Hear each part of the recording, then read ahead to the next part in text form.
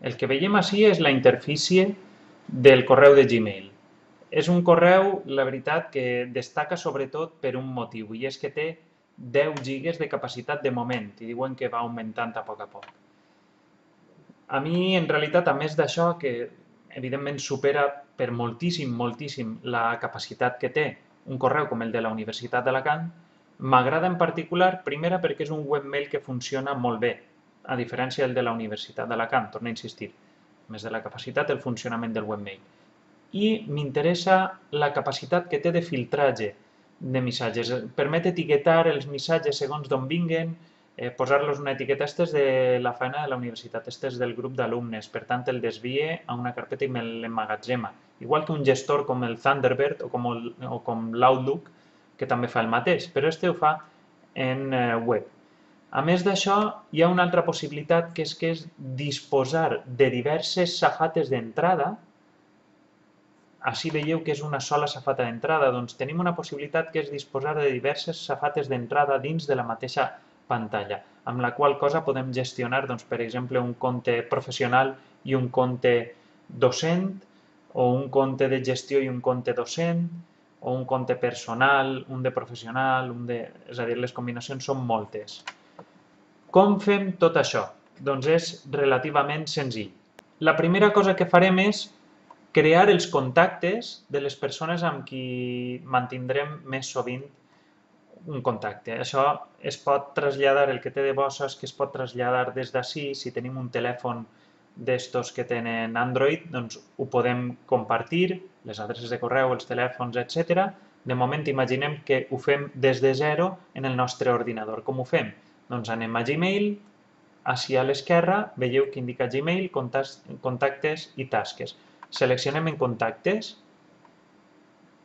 i ens apareixerà aquesta interfície. De moment no tenim creat cap contacte. El que volem és crear-ne un de nou. Molt senzill. Afegim als nostres contactes un contacte. En aquest cas, per exemple, el contacte que afegirem és el meu correu electrònic. Afegim. Una volta afegit ja ens apareix. Com que jo tinc la meva informació en Gmail, en Google+, etc., ja m'apareix el nom. Si no us apareguera el nom, és molt senzill. Simplement feu clic ací, s'obri la fitxa de cada contacte i el que heu de fer ara és canviar el nom o el que necessiteu. Incloure el telèfon, l'adreça, etc. Així veieu que té connectat el perfil de Google+. Què més podem fer una volta tenim estos contactes? Els contactes es poden classificar en grups. Això vol dir que després, sense necessitat d'afegir contacte a contacte, si posem l'etiqueta del grup podem enviar un missatge massiu. Això és molt interessant per a les adreces dels alumnes, per exemple. Aleshores, donem d'alta tots els alumnes en aquest correu electrònic, en aquests contactes, els agrupem sota un grup. Imagineu que, per exemple, ara vull que aquesta adreça formi part d'un grup. Doncs venim ací, grups, i en creem un de nou. I l'adreça serà del grup alumnes. Com veieu, ara si venim fora, aquesta adreça pertany al grup alumnes. En creem una altra.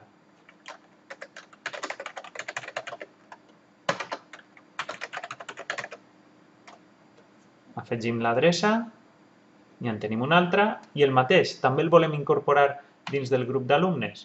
Molt bé, doncs fem clic ací, incorporem el grup, ara ja ens apareix, fem clic en alumnes, aplica, i novament tenim que aquesta adreça s'ha incorporat a alumnes. Ara què més podem fer? Doncs crear-ne un altre, que no siga ja de contactes d'alumnes. Ara seria un altre tipus de contacte. Una adreça del servei d'informàtica per a les aules d'informàtica, l'afegim. Aleshores, veieu que no ve amb nom, perquè no té un perfil generat en Google+, etc. És una adreça de la Universitat d'Alacant, i ara el que fem és servei d'atenció aules informàtica.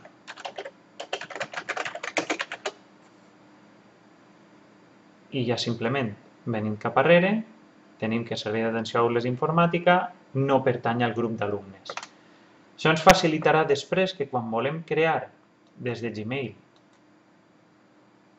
un missatge, fem clic en redacta i indiquem a qui va adreçat. Recordeu sempre que des d'ací es veuen totes les adreces on enviem la informació. En canvi, si fem això, CCOO, les adreces apareixeran ocultes. És el que se suposa que hem de fer quan enviem a diversos alumnes. Com podem incorporar així la informació? Mireu, si fem l'inici ja ens detecta que aquesta és una etiqueta possible, però si en comptes d'això el que volem és enviar-ho al grup alumnes, veieu que fàcil? Grup alumnes i m'apareixen tots els alumnes que tinc dins. Ja escric l'assumpte i ja puc enviar el correu sense cap tipus de problema. Aquest és el funcionament bàsic de la gestió de contactes, de fer grups de contactes. Un contacte pot estar en diversos grups, això no hi ha problema i de fet és molt útil moltes voltes. Pot estar, per tant, en diversos grups i, per tant, ja tenim que sabem fer grups i, per tant, acumular o adjuntar els contactes que ens interessa tindre agrupats. Sabem donar d'alta un contacte com a ens individual i sabem enviar un correu amb les adreces descobertes que esperar o amb les adreces ocultes perquè no se sàpiga a qui l'hem enviat i ningú pugui accedir a l'adreça de les altres persones amb CCOO. Este és el primer tutorial que va sobre el Gmail.